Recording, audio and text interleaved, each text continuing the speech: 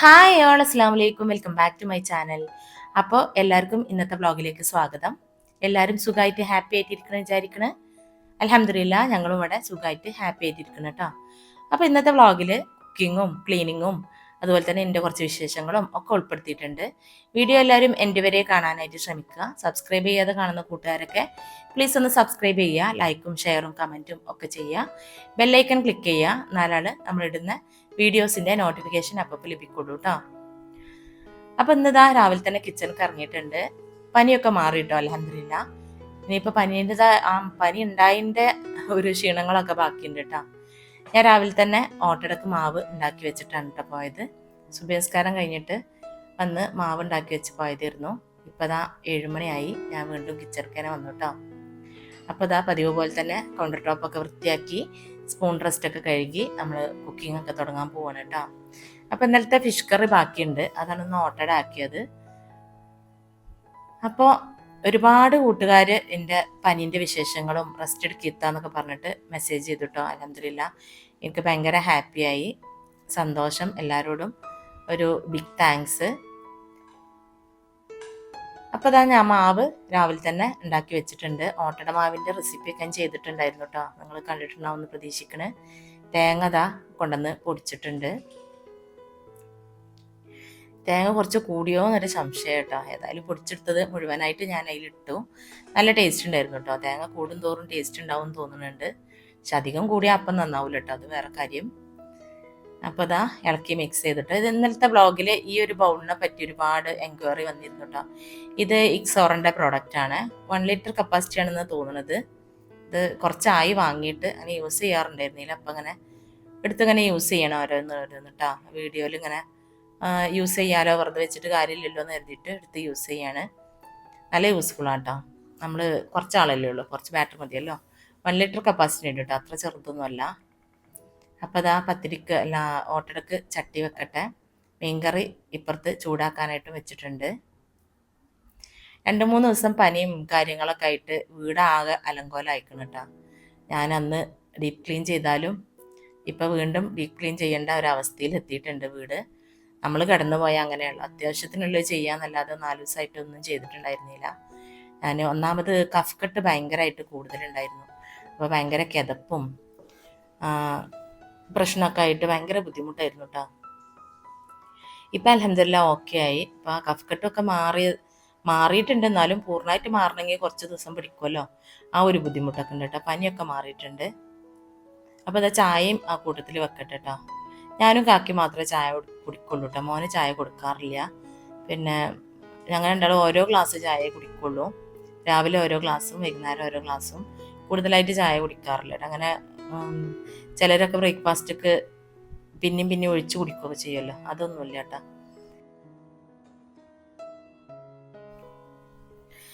എന്തായാലും ഡയറ്റൊന്നും ശ്രദ്ധിച്ചിട്ട് എത്തുന്നില്ല. അപ്പോൾ പിന്നെ മധുരം അങ്ങനെ കുടിക്കണ്ടില്ലെന്ന് എഴുതിയിട്ട് ചായയൊക്കെ ഒരു ഇതൊക്കെ ഒഴിവാക്കും കേട്ടോ. ഞാൻ ചിലപ്പോൾ വൈകുന്നേരം ചായ കുടിക്കൂല, ചിലപ്പോൾ എനിക്ക് കുടിക്കാൻ തോന്നും, അപ്പോൾ കുടിക്കും ചെയ്യും. ആദ്യമൊക്കെ ഞാൻ നല്ല കോഫി കുടിച്ചിരുന്നു കേട്ടോ. കോഫിക്ക് പൊതുവേ ചായനേക്കാളും നല്ല മധുരം വേണമല്ലോ. അപ്പോൾ വെയിറ്റ് ഇങ്ങനെ ഗെയിനായി വന്നപ്പോൾ ഞാൻ അത് കുറേശ്ശായിട്ട് നിർത്തിക്കൊണ്ടെന്നാണ്. ഇപ്പോൾ പിന്നെ വലുതായിട്ട് ഡയറ്റൊന്നും ചെയ്യാൻ വയ്യ. വൈറ്റമിൻ കുറവ് ഭയങ്കരമായിട്ട് വരികയാണ് ഡയറ്റ് ചെയ്യുമ്പോൾ. അപ്പോൾ പിന്നെ ഡയറ്റ് അല്ലാതെ നമ്മളെ ഭക്ഷണ രീതിയിലൊക്കെ കുറച്ച് മാറ്റങ്ങളൊക്കെ അവിടെ വരുത്തിയതാണ് കേട്ടോ. ഉച്ചക്ക് ചോറ് വല്ലാണ്ട് കഴിക്കാതെ, ചോറ് ചിലപ്പോൾ തീരെ കഴിക്കില്ല ചോറ്. ഞാൻ പറഞ്ഞല്ലോ പൾസസൊക്കെ ഉച്ചക്ക് ഉണ്ടാക്കും. ഉപ്പേരിയൊക്കെ ഉണ്ടാക്കുന്ന കൂട്ടത്തിൽ എന്തെങ്കിലും പയറ് വർഗ്ഗമൊക്കെ ഇട്ടിട്ട് ഉണ്ടാക്കുക. അപ്പോൾ അത് കുറച്ച് കൂടുതലായിട്ട് കഴിക്കും. അല്ലെങ്കിൽ ഇന്നലെ ഉണ്ണിത്തണ്ടും മുതിരയും കൂടി ഉണ്ടാക്കിയില്ലേ, അതേപോലെ എന്തെങ്കിലുമൊക്കെ ഉണ്ടാക്കിയിട്ട് അങ്ങനെ കഴിക്കും. അതിക്ക് ഇറച്ചിയോ മീനൊക്കെ അതും കഴിക്കും. ചോറ് വേണമെന്ന് അങ്ങനെ തോന്നുകയാണെങ്കിൽ മാത്രം കുറച്ച് ചോറും കഴിക്കും അതിൻ്റെ കൂട്ടത്തിൽ. അങ്ങനെയൊക്കെ ഉണ്ട് കൺട്രോൾ ചെയ്യാനിട്ട്. അല്ലാതെ വലിയ ഡയറ്റൊന്നുമില്ല. പിന്നിപ്പോൾ കുറച്ച് ദിവസമായി വർക്കൗട്ടിനും കയറിയിട്ട് ഇടയ്ക്കിടയ്ക്ക് മിനിമം ഇങ്ങനെ ഓർമ്മിപ്പിച്ചുകൊണ്ടിരിക്കുന്നുണ്ട്. ഞാൻ 4 ദിവസം എന്ന് പറഞ്ഞുകൊണ്ടിരിക്കുകയായിരുന്നു. അതിൻ്റെ ഇടയിൽ പനി വന്നല്ലോ, ഇപ്പോൾ ഒരു റീസണുമായി. ഇനിയിപ്പോൾ കഫ്കെട്ടും പനി മാറി കഫ്കെട്ട് ശരിക്കും മാറാതെ കയറാൻ എന്തായാലും പറ്റൂല കേട്ടോ. എനിക്ക് അലർജിയുള്ള കാരണം കഫ്കെട്ട് വന്നു കഴിഞ്ഞാൽ ആ ഒരു അണപ്പ് മാറാൻ കുറച്ച് ദിവസം പിടിക്കും. അതാണ് ബുദ്ധിമുട്ട്. അപ്പോൾ ഇതാ ചായ റെഡി ആയിട്ടുണ്ട് കേട്ടോ. ഞാൻ ഈ ഒരു ബോട്ടിലായ കാരണം നോക്കി നിൽക്കുകയാണ്. പാൽ ചായ ആയതുകൊണ്ടേ ഇങ്ങനെ തിളച്ചിട്ടുണ്ടെങ്കിൽ പെട്ടെന്ന് അങ്ങ് തൂവിപ്പോവും. അപ്പോൾ തിളച്ച് പൊങ്ങി അപ്പം തന്നെ ഓഫ് ചെയ്യണം. കട്ടനാകുമ്പോൾ പിന്നെ പ്രശ്നമില്ല, പാൽ ചായ ആകുമ്പോൾ അങ്ങനെയല്ല. ഇനിയിപ്പോൾ മോനൊന്ന് പോയി ഉണർത്തി വിളിച്ചൊക്കെ കൊണ്ടുവരണം കേട്ടോ. ഇതുവരെ എണീറ്റ് വന്നിട്ടില്ല. അപ്പോൾ കാക്ക നല്ല കഫക്കെട്ടിൻ്റെ ബുദ്ധിമുട്ടുണ്ട്, രാത്രി ഉറങ്ങാൻ നല്ല വൈകിട്ടുണ്ട്. മറ്റേത് കാക്കാനെ പോയി വിളിച്ചാൽ കാക്ക വിളിച്ചോ കൊടുന്നോളൂ കേട്ടോ. അപ്പോൾ അതൊന്നിപ്പോൾ പൊക്കി കൊണ്ടുവരാണ്. കുളിപ്പിക്കുമ്പോൾ ശരിയാവും. ഉറക്കം കഴിഞ്ഞിട്ടില്ല എന്നൊക്കെ പറഞ്ഞാൽ എണീറ്റ് വരിക. പിന്നെ കുളിപ്പിക്കലാണ്ട് കഴിയുമ്പോൾ ആദ്യമാണ് കുളിപ്പിക്കും. അപ്പോൾ പിന്നെ ആണ്ട് ഉഷാറാവും കേട്ടോ. ഇന്നിപ്പോൾ അവന് ലഞ്ചിന് സാൻഡ്വിച്ച് വേണമെന്നും പറഞ്ഞിട്ടുണ്ട് രാവിലെ തന്നെ. അപ്പോൾ ഇനിയിപ്പോൾ പെട്ടെന്ന് പറയുമ്പോൾ ഉള്ള സാധനങ്ങളൊക്കെ വെച്ച് തട്ടിക്കൂട്ടില്ലാന്ന് ഓർത്തില്ലല്ലോ. അപ്പോൾ ഞാൻ വിചാരിച്ചു ഓംലെറ്റ് ഉണ്ടാക്കിയിട്ട് സാൻഡ്വിച്ച് പോലെ ആക്കി കൊടുക്കുക, ചീസും ഓംലെറ്റും വെച്ചിട്ടെന്ന്. അതാണ് ഇപ്പോൾ ഞാൻ ചെയ്യുന്നത് കേട്ടോ. ചില ദിവസങ്ങൾ അങ്ങനെയാണ്, സ്കൂളിൽ നിന്ന് ഓരോന്ന് കുട്ടികൾ കൊണ്ടുവരുമ്പോഴേ അത് കണ്ടിട്ട് വരും, അത് വേണമെന്ന് പറയും. എന്നിട്ട് കഴിക്കുമോ അതുമില്ല. ഒരു പ്രായമാവുന്നവരെ ഈ മക്കൾക്ക് ഈ ലഞ്ച് കൊടുത്തു വിടൽ ഭയങ്കര ഒരു പ്രശ്നമാണ് അല്ലേ. എൻ്റെ മുനീഫിനും ഇതേപോലെ തന്നെ ആയിരുന്നു. തീരെ ഫുഡ് എടുത്ത് കഴിക്കാൻ തീരെ അറിയണ്ടായിരുന്നില്ല അവന്. അങ്ങനെ ഞാൻ അന്ന് ചോറൊക്കെ ഉരുട്ടി വെച്ച് കൊടുക്കുന്നു. അന്ന് ബ്രേക്ക്ഫാസ്റ്റ് കൊടുത്തയക്കണ പരിപാടിയൊന്നുമില്ല, ചോറ് തന്നെയാണ് കൊടുത്തയക്കുക. ലഞ്ച് എന്ന് പറഞ്ഞാൽ പിന്നെ ചോറ് എന്നല്ലാതെ വേറൊരു ഓപ്ഷൻ ഉണ്ടായിരുന്നില്ല അന്ന്. അങ്ങനെ ചിന്തിക്കലില്ല. അപ്പം ഞാൻ അങ്ങനെ ഉരുളകളാക്കി വെച്ച് കൊടുക്കും. എന്നും മിസ് വിളിച്ചിട്ട് പറയലായിരുന്നു, ഭക്ഷണം കഴിക്കണില്ല എന്ന്. കുറേ ടൈം ഇരിക്കും, എന്നിട്ട് കൊണ്ട് എണീക്കാൻ പറയലാണ് പിന്നെ അത്. അപ്പം ഞാൻ അങ്ങനെ ഉരുളകളാക്കി വെച്ച് കൊടുക്കുമായിരുന്നു. കുറേ ബുദ്ധിമുട്ടായിരുന്നു. അങ്ങനെ കുറച്ച് കഴിഞ്ഞപ്പോൾ പിന്നെ ഒരു 1ാം ക്ലാസ് 2ാം ക്ലാസ്സൊക്കെ എത്തിയതിന് ശേഷമാണ് പിന്നെ ഭക്ഷണ മര്യാദക്ക് കഴിക്കാൻ തുടങ്ങിയിട്ടുള്ളത്. അത് നമ്മളിങ്ങനെ വാരി കൊടുത്ത് ശീലാക്കണതിൻ്റെ ഒരു പ്രശ്നമാണ് കേട്ടോ. അത് പിന്നെ എനിക്ക് മനസ്സിലായി. അങ്ങനെ പിന്നെ ഞാൻ സ്കൂളിൽ ചേർത്താൻ തുടങ്ങണതിൻ്റെ ഒരു 6 മാസം മുന്നൊക്കെ തന്നെ ഞാൻ വാരി കഴിപ്പിക്കുമായിരുന്നു കേട്ടോ അവളെ. അങ്ങനെ ശീലാക്കിയിരുന്നു. ഇവനും വാരി കഴിക്കുകയൊക്കെ ചെയ്യും. പക്ഷേ ചോറാകുമ്പോൾ കുറച്ച് ബുദ്ധിമുട്ടാണെന്ന് തോന്നുന്നുണ്ട് കുട്ടികൾക്ക് വാരി കഴിക്കാനായിട്ട്. ബ്രേക്ക്ഫാസ്റ്റ് ആകുമ്പോൾ എളുപ്പമാണല്ലോ. അമ്മ അപ്പം പിച്ച് വെച്ച് തന്നാൽ മതി എന്ന് പറയും. അപ്പം വേഗം കഴിച്ചിട്ട് ഓടാലോ എന്ന് എഴുതിയിട്ട് അതാ തോന്നുന്നുണ്ട്. ചോറ് കഴിക്കാൻ അറിയൊന്നുമില്ല, കഴിക്കുകയൊക്കെ ചെയ്യും. പിന്നെ എനിക്ക് അവൻ്റെ വയറ്റിക്കായി തോന്നാൻ, നമ്മളെല്ലാവരും അങ്ങനെ തന്നെ ആയിരിക്കും. മക്കളെ വയറ്റിക്കാക്കി ആയി എന്ന് നമുക്ക് തോന്നണമെങ്കിൽ നമ്മളൊരു കണക്കുണ്ടല്ലോ, അതിന് ഉള്ളത് നമ്മൾ വാരി കൊടുക്കണം അല്ലേ. അപ്പം അങ്ങനെ ശീലിപ്പിക്കുമ്പോഴുള്ള പ്രശ്നങ്ങളാണ് അതൊക്കെ. അപ്പം ഈ ഓംലെറ്റ് ഇതിൽ ഒഴിച്ചിട്ട് ഞാൻ ക്യാപ്സിക്കം ചേർത്തിട്ടുണ്ട് കേട്ടോ. ഉള്ളതൊക്കെ വെച്ച് അഡ്ജസ്റ്റ് ചെയ്യല്ലേ. അപ്പോൾ ഓംലെറ്റ് ഇതിൽ ഒഴിച്ചിട്ട് ബ്രെഡ് വെച്ചിട്ട് ബ്രെഡിൻ്റെ ഉള്ളിലാക്കാമെന്ന് വിചാരിക്കുന്നുണ്ട് കേട്ടോ. സാൻഡ്വിച്ച് രൂപത്തിൽ ആക്കാം. ബ്രെഡ് ഓംലെറ്റ് ആണ് സത്യം പറഞ്ഞാൽ. ഇനിയിപ്പോൾ സാൻഡ്വിച്ച് എന്ന് പറഞ്ഞാൽ അവന് പറ്റിക്കുക, അല്ലാതെ അപ്പം എന്താ ചെയ്യുക. പെട്ടെന്നൊക്കെ പറയുമ്പോൾ എന്ത് ചെയ്യാനാണ്. അങ്ങനെ ഓരോ സ്വഭാവമാണ് ഇപ്പോൾ. അങ്ങനെ എനിക്കത് വേണം, ഇത് വേണം, അത് മതി, ഇത് മതി. ഞാൻ പറയും ചെയ്തു, എന്താ സൂപ്പർ മാർക്കറ്റാണോ എന്ന്. രാവിലെ തന്നെ എണീറ്റ് വന്നിട്ട് എനിക്കൊന്ന് സ്നാക്സിന് അത് മതിട്ടമ്മ, ഇത് മതി, ഹൈഡ് ആൻഡ് സീക്ക് ബിസ്ക്കറ്റ് മതി, അല്ലെങ്കിൽ ഓറിയോ ബിസ്ക്കറ്റ് മതി എന്നൊക്കെ പറയൂട്ടാ. അപ്പം ഞാൻ പറയുന്നത് എന്താ സൂപ്പർ മാർക്കറ്റാണ് പെട്ടെന്നൊന്ന് പറയുമ്പോൾ എന്ത് സാധനം വേണമെങ്കിലും രാത്രി പപ്പ വരുന്നതിന് മുന്നേ പറയണം, അല്ലാതെ ഇങ്ങനെ തൽക്കാലം നേരത്തെ പറയരുതെന്ന് ഞാൻ പറയും എപ്പോഴും. അവനിപ്പോഴും അത് ഉൾക്കൊള്ളാനായിട്ടില്ല. എന്താ പറഞ്ഞത് അത് കൊണ്ടുപോകണം, അങ്ങനെയാണ്.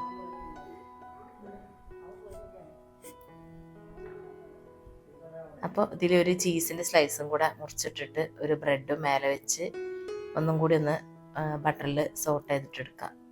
Sandwich ready. തട്ടിക്കൂട്ട് സാൻഡ്വിച്ച്, എഗ് സാൻഡ്വിച്ച് എന്ന് പറയാം നമുക്ക് അവനോട്. കഴിക്കുന്ന ഒരു പ്രതീക്ഷ എനിക്കില്ല കേട്ടാ, കഴിക്കുന്ന. കാരണം എന്താ വെച്ചാൽ ഇങ്ങനത്തെ സാധനങ്ങളൊക്കെ തണുത്ത് കഴിഞ്ഞാൽ കഴിക്കാൻ ഭയങ്കര പാടായിരിക്കും, ഉറപ്പാണ്. പക്ഷെ പറഞ്ഞിട്ട് കാര്യമില്ല. അവനെന്തെങ്കിലും പറഞ്ഞാൽ കാക്കനോട് പറയും, ഈ എന്തിനാ അവനോട് അഭിപ്രായം ചോദിക്കണേ, ലഞ്ചാണ് പാക്ക് ചെയ്ത് കൊടുത്താൽ പോരെയെന്ന്. പക്ഷെ കാക്കാൻ്റെ മോനെ കാക്കാക്ക് അറിയണ്ടേ. അവനിങ്ങനെ ഞാൻ ലഞ്ച് പാക്ക് ചെയ്യുമ്പോൾ ഇങ്ങനെ നോക്കും എന്താണ് വെച്ചിട്ടുള്ളത് എന്നിട്ട് ഒന്നുകൂടി കൺഫേം ചെയ്യാൻ ചോദിക്കും, അവൻ പറഞ്ഞിട്ടുള്ളതല്ലേ വെച്ചിട്ടുള്ളതെന്ന്. ഇന്നലൊക്കെ ഒരു പാക്കിൽ ഒന്നിൽ ബിസ്ക്കറ്റും ഒന്നിൽ മാങ്ങയും വേണമെന്ന് പറഞ്ഞ്. അപ്പോൾ 2ലും മാങ്ങ ആദ്യം പറഞ്ഞത്. അപ്പം ഞാൻ പറഞ്ഞു വൈകുന്നേരം ആകുമ്പോഴേക്കും മാങ്ങ ഒരു വിധാവും, അപ്പോൾ പറ്റൂല എന്ന് പറഞ്ഞപ്പോൾ എന്നാൽ ഒന്നിൽ ബിസ്ക്കറ്റും ഒന്നിൽ മാങ്ങയും വേണമെന്ന് പറഞ്ഞു. പിന്നെ അത് ഓൻ ചെക്ക് ചെയ്തു, കിറ്റ് കൊണ്ട് വെച്ചപ്പോൾ ചെക്ക് ചെയ്തിട്ടാണ് പിന്നെ അവൻ കൊണ്ടുപോയത്. എന്നാളെ ഞാൻ പറ്റിച്ചിട്ടുണ്ടെങ്കിൽ വേണമെങ്കിൽ കഴിക്കാതെ അങ്ങോട്ട് തന്നെ കൊണ്ടുവരും. ഇതും കഴിക്കുമെന്ന് എനിക്ക് വലിയ പ്രതീക്ഷയൊന്നുമില്ല. എന്നാലും ഇപ്പോഴത്തെ മക്കൾ അങ്ങനെയൊക്കെയാണല്ലോ, അവരെന്താ പറഞ്ഞു അത് വേണം, അങ്ങനെയാണ്. ഞാൻ എപ്പോഴും ഞാൻ പറയാറുണ്ട്, ഞാൻ എൻ്റെ മുനീഫിനെ പറ്റി എപ്പോഴും, മുനീഫ് ചിലപ്പോൾ ചായ എന്തെങ്കിലും വേണമെങ്കിൽ ഇപ്പം അവന് സ്വന്തമായിട്ട് ഉണ്ടാക്കി കഴിക്കാനൊക്കെ തുടങ്ങിയിട്ട് ചായയൊക്കെ. അതിൻ്റെ മുന്നൊക്കെ ചായയൊക്കെ വേണമെങ്കിൽ ആദ്യൻ്റെ അടുത്തൊന്ന് വന്ന് നോക്കും. എന്നിട്ട് ഞാൻ വെറുതെ കിടക്കുകയൊക്കെ ആണെങ്കിൽ എന്താ മാമാക്ക് പണി ചോദിക്കും. അപ്പോൾ എനിക്ക് പ്രശ്നമൊന്നുമില്ല എന്നുണ്ടെങ്കിൽ ഒരു ഗ്ലാസ് ചായ ഉണ്ടാക്കി തരുമോ ചോദിക്കും. ഇപ്പം തന്നെ വേണമെന്നില്ല, നിങ്ങൾക്ക് ഒഴിവാകുമ്പോൾ മതി എന്ന് പറയും, നിങ്ങൾ എണീക്കുമ്പോൾ മതി എന്ന് പറയും. അല്ലാതെ എനിക്ക് ചായ വേണം അല്ലെങ്കിൽ വേറെ എന്തെങ്കിലും വേണമെന്ന് പറഞ്ഞ സ്വഭാവമേ ഇല്ല കേട്ടോ അവന്. ഞാൻ എപ്പോഴും പറയുന്നുണ്ട്, എൻ്റെ സ്വഭാവം കാണുമ്പോൾ ഞാൻ പറയും എനിക്ക് അത് വേണം ഇത് വേണം എന്ന് പറഞ്ഞ് ഓർഡർ ചെയ്യുമ്പോൾ ഞാനിങ്ങനെ പറയും, അവരെ പറ്റി എപ്പോഴും പറയും. ഞാൻ എൻ്റെ ശബ്ദത്തിന് ഭയങ്കര അണപ്പ് കേൾക്കുന്നുണ്ട് അല്ലേ. ഞാൻ വോയിസ് ഓവർ കട്ടായപ്പോൾ പിന്നെ ഞാനതൊന്ന് കേട്ട് നോക്കുമ്പോൾ എനിക്ക് തന്നെ നല്ലോണം ഫീൽ ചെയ്യുന്നുണ്ട്. എന്ത് ചെയ്യാൻ, ഇനി കുറച്ച് ദിവസം പിടിക്കും മാറി വരാൻ. പിന്നെ പൊടിയൊക്കെ വൃത്തിയൊക്കെ അല്ലാതെ വേറെ നിവൃത്തിയില്ല. അത് വൃത്തിയായി കിട്ടിയാലാണ് എനിക്ക് ഈ പ്രശ്നങ്ങളൊക്കെ മാറുള്ളൂ കേട്ടോ, അലർജിൻ്റെ പ്രശ്നങ്ങൾ. എന്നാലും അൽഹംദുലില്ലാ അപ്പം തുമ്മാറില്ല കേട്ടോ അങ്ങനെ. മറ്റേത് തുമ്മൽ അങ്ങോട്ട് തുടങ്ങിയിട്ടുണ്ടെങ്കിൽ 2-3 ദിവസമൊക്കെ നിൽക്കാതെ തുമ്മിയ ദിവസങ്ങളൊക്കെ ഉണ്ട്, സമയങ്ങളൊക്കെ ഉണ്ട്. നോൺ സ്റ്റോപ്പായിട്ട് തുമ്മിക്കൊണ്ടിരിക്കുകയായിരുന്നു. അപ്പോൾ അങ്ങനെയൊക്കെ ആകുമ്പോൾ ഈ തുമ്മൽ ഭയങ്കര ക്ഷീണം വരുന്ന അസുഖമാണ്. തുമ്മൽ അലർജി ഉള്ളവർക്ക് അറിയായിരിക്കും. ഭയങ്കര നമ്മളെ തലക്ക് ഭയങ്കര ക്ഷീണം വരുന്ന, തല എന്താ പറയുക, ഒരു സ്വസ്ഥം കിട്ടൂല, നടക്കാനോ ഇരിക്കാനോ ഒന്നിനും, ഉറങ്ങാനോ ഒന്നിനൊരു സുഖം കിട്ടാത്തൊരു അവസ്ഥയായിരിക്കും തുമ്മുമ്പോൾ. എത്രയോ ദിവസങ്ങളിൽ നമ്മൾ ഒരു റൂമിൽ കിടക്കുമ്പോൾ നമ്മളെ കൂടെ കിടക്കണവർക്കും മക്കൾക്കൊക്കെ ബുദ്ധിമുട്ടാണല്ലേ നമ്മൾ തുമ്മിക്കൊണ്ടിരുന്നാൽ. അപ്പോൾ എത്രയോ ദിവസം ഞാൻ ഉറക്കമൊഴിച്ച് വന്ന് ഇരിക്കാറുണ്ട് കേട്ടോ. ഇപ്പോൾ മാഷാ അല്ലാ തുമ്മൽ വല്ലാണ്ടില്ല, അതന്നെ വലിയ ഒരു സമാധാനം. അപ്പോൾ ഇതോടൊക്കെ ഞാനൊന്ന് തട്ടി കൊടുക്കൂട്ടോ. ഈ ഒരു മാറാല തട്ടി ഉണ്ടല്ലോ, ഈ ഒരു ചലന്തി വല തട്ടി, അത് ഭയങ്കര യൂസ്ഫുൾ ആണ് കേട്ടോ. വെയിറ്റ് ഇല്ലാത്ത കാരണം നമുക്ക് എങ്ങനെ യൂസ് ചെയ്യാമല്ലോ. കുറേയൊക്കെ നമുക്ക് എല്ലാ സാധനങ്ങളും വീട്ടിൽ ക്ലീൻ ചെയ്യാനുള്ള കുറേയൊക്കെ പ്രോഡക്റ്റ്സ് ഒക്കെ ഉണ്ടെങ്കിൽ തന്നെ നമ്മളെ ക്ലീനിങ് ഒക്കെ എളുപ്പമാവൂലേ. അപ്പോൾ അതൊക്കെ ചെറിയ ചെറിയ പൈസൻ്റെ സാധനങ്ങളല്ലേ, പക്ഷെ വാങ്ങി വെച്ചാൽ ഇങ്ങനത്തെ സംഗതികളൊക്കെ ചെയ്യാനൊക്കെ നല്ല സുഖമായിരിക്കും. എളുപ്പം നമ്മളെ പണികളൊക്കെ എളുപ്പമായി കിട്ടും. അത് അതിൻ്റെ ഇടയ്ക്ക് ഒന്ന് തട്ടി, എന്താ മണി പ്ലാന്റ് ചില സ്ട്രിങ് ഒക്കെ കട്ട് ചെയ്ത് കൊടുക്കാനായിട്ടുണ്ട് കേട്ടോ. കട്ട് ചെയ്യണം, കുറച്ചും കൂടി ഒന്ന് ഇതാവട്ടെ വിചാരിച്ചു. മേലെയുള്ള ചെറിയ സ്ട്രിങ്സൊക്കെ ഒന്നും കൂടി നീളട്ടെ, എന്നിട്ട് കട്ട് ചെയ്യാമെന്ന് വിചാരിച്ചിട്ടാണ്. ഫാനൊക്കെ എന്നും എപ്പോഴും നമ്മൾ ഇടയ്ക്കൊന്ന് ഇതേപോലെ തട്ടി കൊടുത്താൽ എപ്പോഴും ഇങ്ങനെ ഇടയ്ക്ക് കയറി തുടക്കേണ്ട ആവശ്യമൊന്നും വരില്ല കേട്ടോ. പൊടി ഉണ്ടെങ്കിലും ഇല്ലെങ്കിലും നമുക്ക് പൊടി ഉണ്ടാവും എന്തായാലും, പക്ഷെ കണ്ണിൽ കാണാൻ മാത്രമുള്ള പൊടി ഉണ്ടാവില്ല. അപ്പോൾ കണ്ടിട്ട് തട്ടാൻ നിൽക്കാതെ, കാണാനുള്ള ലെവലിലായിട്ട് തട്ടാൻ നിൽക്കാതെ എപ്പോഴും വെറുതെ ഒന്ന് അങ്ങോട്ട് തട്ടി കൊടുക്കുകയാണെങ്കിൽ വല്ലാണ്ട് വൃത്തികേടാവാതെ നിന്നോളൂ കേട്ടോ.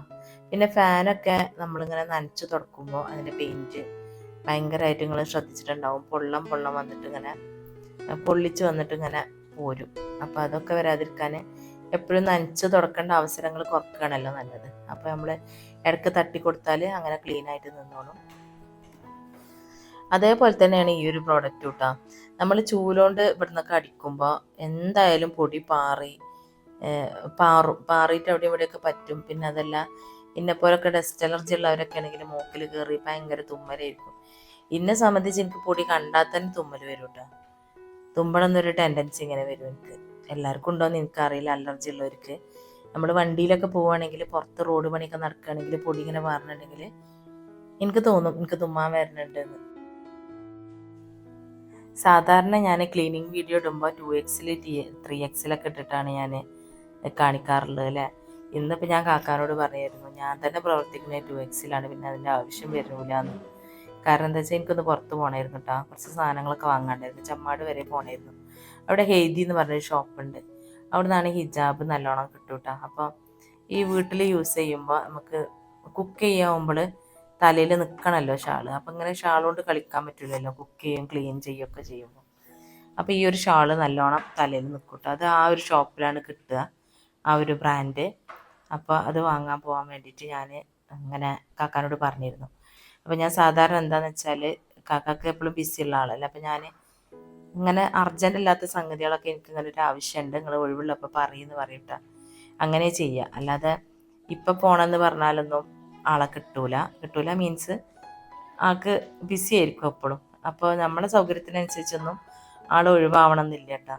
അപ്പോൾ ഞാൻ അങ്ങനെ പറഞ്ഞിടില്ല. അപ്പോൾ ഇന്നിപ്പോൾ ഞാൻ ക്ലീൻ ചെയ്യാൻ തുടങ്ങിയപ്പോൾ തന്നെ, ഇന്ന് വെള്ളിയാഴ്ചയാണ്, ക്ലീൻ ചെയ്യാൻ തുടങ്ങിയപ്പോൾ തന്നെ എന്നോട് പറഞ്ഞ് ഞാൻ പുറത്ത് പോയി വരുമ്പോക്കിന് റെഡി ആവണമെങ്കിൽ ബാങ്ക് പോകേണ്ട ആവശ്യമുണ്ട്, അത് കഴിഞ്ഞ് വരുമ്പോക്കിന് റെഡി ആവണമെങ്കിൽ നമുക്കിപ്പോൾ പോകാമെന്ന് പറഞ്ഞു. അപ്പോൾ ഞാൻ സത്യം പറഞ്ഞപ്പോൾ 2Xലൊക്കെയാണ് എൻ്റെ ക്ലീനിങ്. അതുകൊണ്ട് അത് പെട്ടെന്നാണ്ട് കഴിഞ്ഞു, അത്ര തന്നെ. അല്ലെങ്കിൽ ആടിപ്പാടി പാട്ടൊക്കെ ഇട്ട് അതൊക്കെ കേട്ട് ഇങ്ങനെ ആസ്വദിച്ച് അങ്ങനെ ചെയ്യും.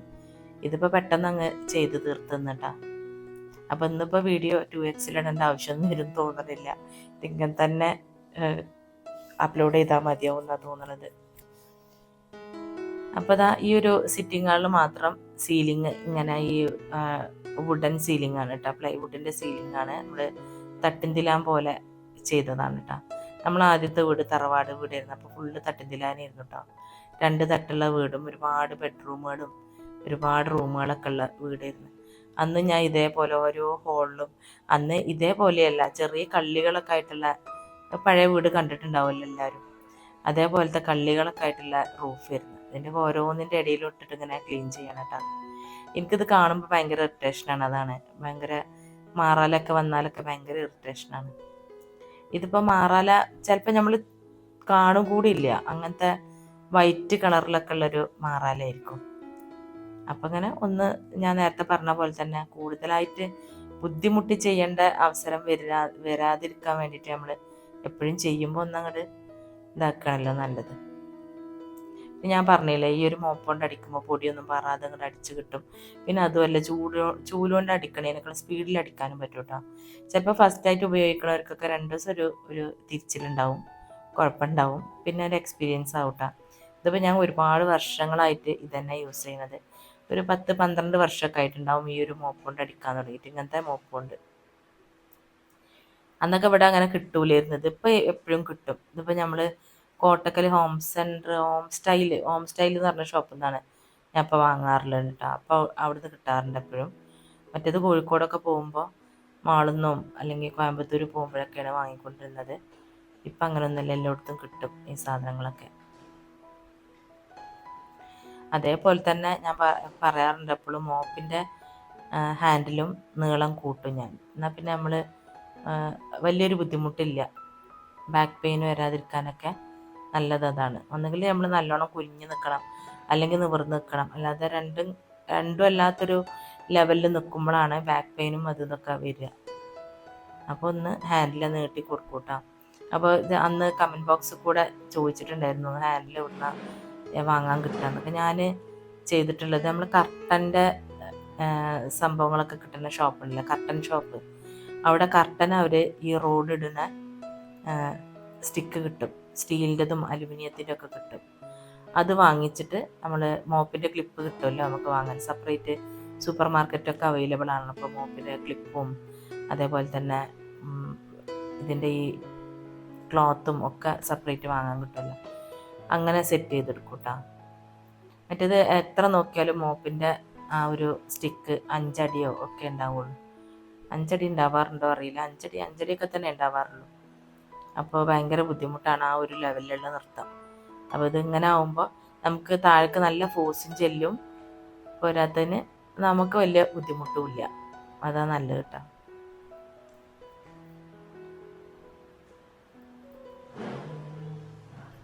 അപ്പോൾ പെട്ടെന്ന് ഇങ്ങോട്ട് തുടച്ചെടുക്കട്ടെ. ഇവിടെയൊക്കെ മാറ്റ് ഇടുമായിരുന്നു കേട്ടോ ഞാൻ. ഇപ്പോൾ ഈ ഒരു ഞാൻ പറഞ്ഞതിൽ ഒരു കട്ടക്കമ്പനി ഉണ്ട് ഞങ്ങളുടെ അടുത്ത് നിന്ന്, ആ ഒരു കമ്പനി വന്നതിന് ശേഷം അതൊക്കെ എടുത്ത് വെച്ചതാട്ടോ. ഭയങ്കരമായിട്ട് പൊടി വരും ചില സമയത്ത്, ചില ദിവസങ്ങളിൽ ഭയങ്കരമാണ്, കാറ്റുള്ള ദിവസങ്ങളിൽ. എങ്ങനെയാണ് ഈ പൊടി അകത്തേക്ക് വരണമെന്ന് എനിക്കറിയില്ല. പിന്നെ ഞാനൊരു കൂടുതലായിട്ട് പൊടിൻ്റെ അലർജി ഉണ്ടായതുകൊണ്ട് എനിക്ക് ഫീൽ ചെയ്യുമായിരിക്കും അധികം. കാക്ക പറയും അങ്ങനെ പൊടിയൊന്നും ഇല്ല എന്നൊക്കെ പറയും, പക്ഷെ ഇപ്പോൾ കാക്കയും തുമ്മാൻ തുടങ്ങിയിട്ടുണ്ട് കേട്ടോ. കാക്കക്ക് അലർജി ഉണ്ടായിരുന്നില്ല, അപ്പോൾ കുറച്ച് കാലമായിട്ട് എപ്പോഴും ക്ലീൻ ചെയ്തിട്ടില്ലെങ്കിൽ മൂപ്പരും തുമ്മാൻ തുടങ്ങിയിട്ടുണ്ട്. അപ്പോൾ അത് എൻ്റെ OCD പ്രശ്നമൊന്നുമല്ല, പൊടി ഉണ്ടായിട്ട് തന്നെയാണ്.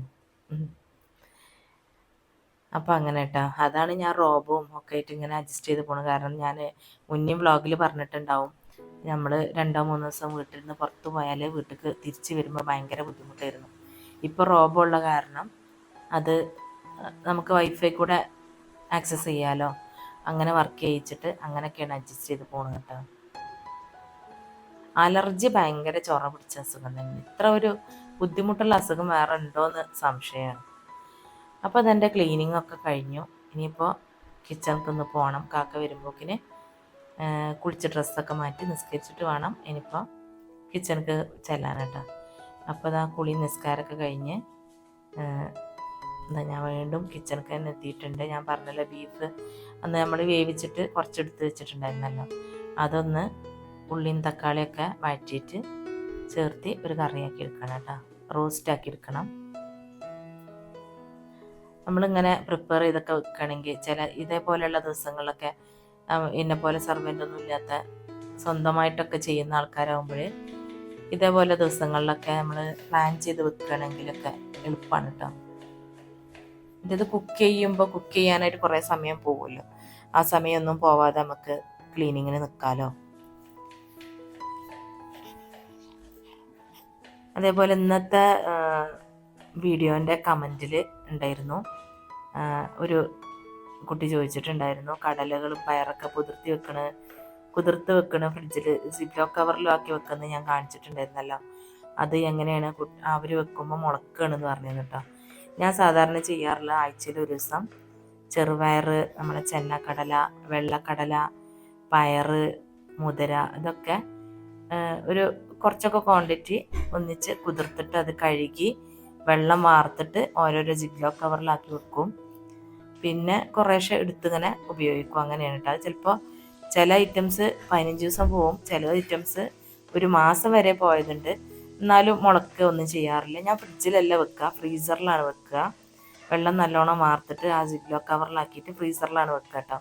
പിന്നെ നമ്മൾ ഏതാണോ അന്ന് ഉണ്ടാക്കാൻ ഉദ്ദേശിക്കുന്നത് അതൊന്നെങ്കിൽ രാവിലെ ഒന്നുകൂടി പുറത്തേക്ക് എടുത്ത് വെച്ചാൽ മതി. അല്ലെങ്കിൽ തലേ ദിവസം ഫ്രീസറിൻ്റെ ഭാഗത്തുനിന്ന് ഫ്രിഡ്ജിൻ്റെ ഭാഗത്തേക്ക് വെക്കുക.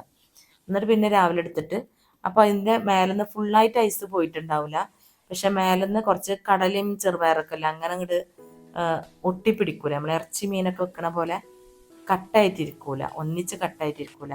ഒരു 15 മിനിറ്റ് പുറത്ത് വെച്ചാൽ തന്നെ അതിങ്ങനെ മേലുള്ള ലെയറൊക്കെ ഇങ്ങനെ ഉതിർന്ന് പോരും.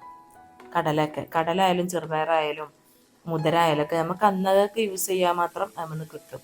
ഒരു ബാക്കി അങ്ങോട്ട് തന്നെ വെച്ചാൽ മതിട്ടാ. അങ്ങനെ വെക്കുമ്പോൾ എന്താണെന്ന് വെച്ചാൽ നമ്മൾ കുതിർക്കാൻ മറക്കൂല ഒന്നാമത്. പിന്നെ ഞാൻ പറഞ്ഞല്ലോ, ഉച്ചക്കത്തെ ഉപ്പേരിയിൽ മിക്കവാറും ഞാൻ എന്തെങ്കിലും ഒരു പൾസസ് ചേർക്കുന്നു. അപ്പോൾ എന്നും യൂസ് ചെയ്യണ കാരണം നമുക്കത് എന്നും വെള്ളത്തിലിടണമല്ലോ. അപ്പം മറക്കേണ്ട പ്രശ്നത്തിൻ്റെ ബുദ്ധിമുട്ട് അവിടെ ഇല്ല. പിന്നെ അതുമല്ല, വേസ്റ്റ് ആവാതെ നമ്മളെടുത്ത് യൂസ് ചെയ്തോളും. അപ്പോൾ ഞാൻ ഏകദേശം ഒരു 4 ദിവസമൊക്കെ ഉണ്ടാക്കാനുണ്ടാവും എല്ലാ കടലുകളും വെള്ളത്തിലിട്ടുണ്ടെങ്കിൽ. മുതിരി അങ്ങനെ തന്നെ കേട്ടോ. അപ്പം അങ്ങനെ ചെയ്യട്ടോ. അപ്പം അങ്ങനെ ചെയ്താൽ മതി, ഫ്രീസറിൽ വെച്ചാൽ മതി. നല്ലോണം വെള്ളം വാർത്ത് കളഞ്ഞതിന് ശേഷം സിപ്ലോക്ക് ബാഗിലാക്കിയിട്ട് വെക്കുക. പിന്നെ ഞാൻ പറഞ്ഞല്ലോ, എടുത്തിട്ട് അങ്ങോട്ട് തന്നെ വെച്ചാൽ മതി. അപ്പോൾ മുളക്കുക ഒന്നും ചെയ്യൂല. അങ്ങനെ ചെയ്താൽ മതി. പിന്നെ 2-3 ദിവസത്തേക്കൊക്കെ ആണെങ്കിൽ പട്ടാണി കടല അങ്ങനത്തെ സാധനമൊക്കെ ആണെങ്കിൽ നമുക്ക് കണ്ടെയ്നറിൽ വെള്ളത്തിലിട്ടിട്ട് ആ വെള്ളത്തോടെ ഐസിൽ വെക്കുക, ഫ്രിഡ്ജിൽ വെക്കട്ടെ, ഫ്രിഡ്ജിൻ്റെ സൈഡിൽ. അത് 2 ദിവസം 3 ദിവസമൊക്കെ യൂസ് ചെയ്യുക. ഞാൻ ആദ്യം അങ്ങനെ ചെയ്തിട്ടുണ്ടായിരുന്നു, പിന്നെ ഇങ്ങനെ ചെയ്ത് നോക്കിയപ്പോൾ എനിക്കിതാണ് സുഖം കേട്ടോ. അപ്പം ഇങ്ങനെ ചെയ്യാറുള്ളത്. അപ്പോൾ ഇതാ ബീഫ് ഉള്ളിയും തക്കാളിയും വഴറ്റിയിട്ട് അതിലിട്ടിട്ട് ഇളക്കിയെടുക്കുന്നുണ്ട്. മസാല ഒക്കെ ഓൾറെഡി ഇട്ടിട്ട് വേവിച്ച ബീഫാണ്. 2 ദിവസം മുന്നേ ഞാൻ കാണിച്ചിട്ടുണ്ടായിരുന്നല്ലോ അത് വേവിച്ച് വെക്കുന്നത്. അപ്പം അങ്ങനെ ഒന്ന് കുറച്ച് സമയം അടച്ച് വെക്കട്ടെ. കുരുമുളക് ഇപ്പോഴാണ് ഇട്ട് കൊടുത്തത്, കുരുമുളക് പൊടി അന്ന് ഇട്ടിട്ടുണ്ടായിരുന്നില്ല. അപ്പോൾ അതാ കുറച്ച് മല്ലിയില ഇട്ട് കൊടുക്കുന്നുണ്ട്. കറിവേപ്പിൻ്റെ ഇല ഇനി പുറത്ത് പോയി എടുത്ത് തുറന്നിട്ട് വേണം. അപ്പോൾ മല്ലിയില കൊണ്ട് ഇന്നപ്പോൾ നമുക്ക് അഡ്ജസ്റ്റ് ചെയ്യാം കേട്ടോ. അപ്പോൾ എൻ്റെ വോയിസിൻ്റെ ബുദ്ധിമുട്ടൊക്കെ നിങ്ങളെല്ലാവരും ഒന്നൊന്ന് ക്ഷമിക്കട്ടെ, സഹിച്ചതിനൊക്കെ നന്ദി. അപ്പോൾ ഇനി വീണ്ടും ഒരു വീഡിയോ ആയിട്ട് വരുന്നവരെ അസ്സലാമു അലൈക്കും.